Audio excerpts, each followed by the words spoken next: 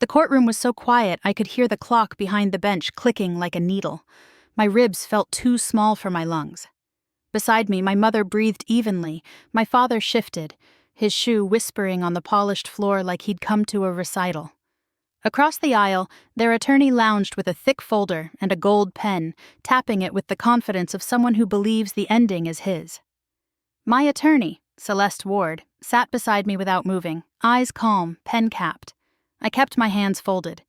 The documents that could save me sat in Celeste's briefcase, but my parents didn't know that. They'd petitioned to have me declared financially incompetent. Me, a woman with a mortgage, a job, and a credit score I'd built dollar by dollar. They wanted control of my accounts, my car, even the apartment I'd purchased alone. Sitting there, I felt their certainty pressing on me like heat. The judge adjusted his glasses and began reading. Names, numbers, assets. The pen tapping stopped. When he reached the last page, the attorney shot to his feet. His chair screeched, a sharp, ugly cry in the hush. Color drained from his face. My mother's fingers tightened around her purse strap.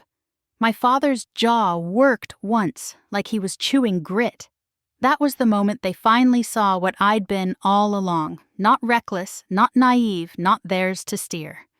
The judge looked up. "Miss Mara Ellison," he said. "Before we proceed, I want to hear, in your own words, how we arrived here." I took one slow breath and felt fear harden into focus. "All right," I said. "It started in my parents' house. In my parents' house, affection came with conditions. My mother, Lillian, could bruise with a glance. My father, Howard, delivered life lessons in a calm voice that made dissent sound like disrespect. My brother Gavin mastered the system. Repeat, agree, stay close, he was rewarded. I wasn't built for that. I asked for reasons. I pointed out the gaps.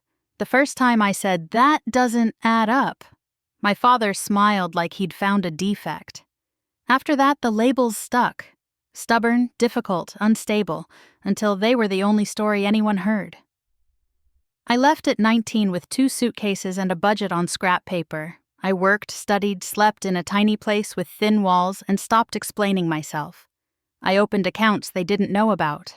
I learned investing from library books and late-night spreadsheets. I let them assume I was failing because underestimation is a gift.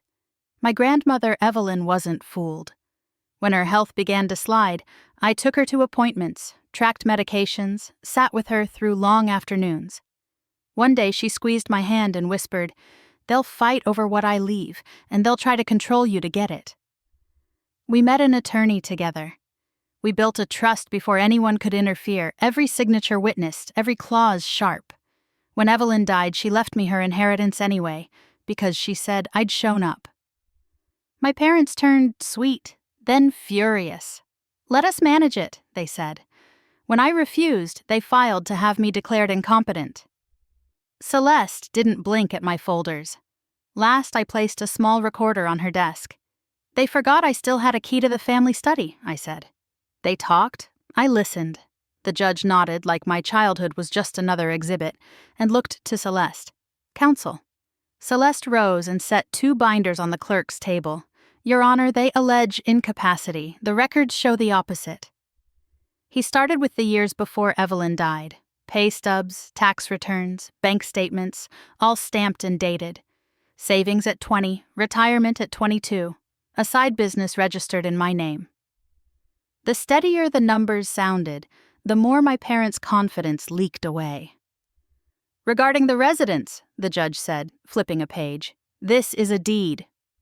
He tapped the line with his pen. "Purchased by Miss Ellison. No cosigner, no family funds." Their attorney opened his mouth, then shut it. Celeste slid the trust paperwork forward.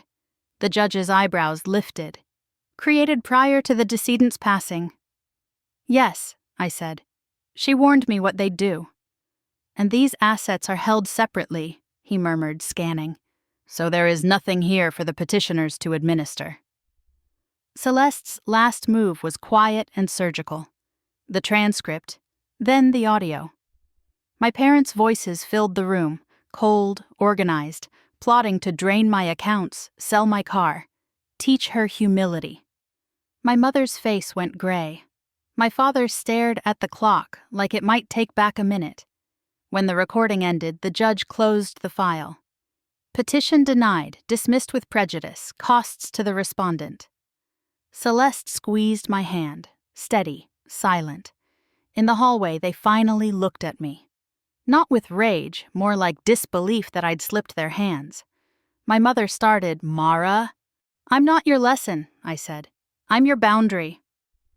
I walked past them and out into the bright afternoon, keys warm in my palm, my own name fitting me like a lock that only I could turn.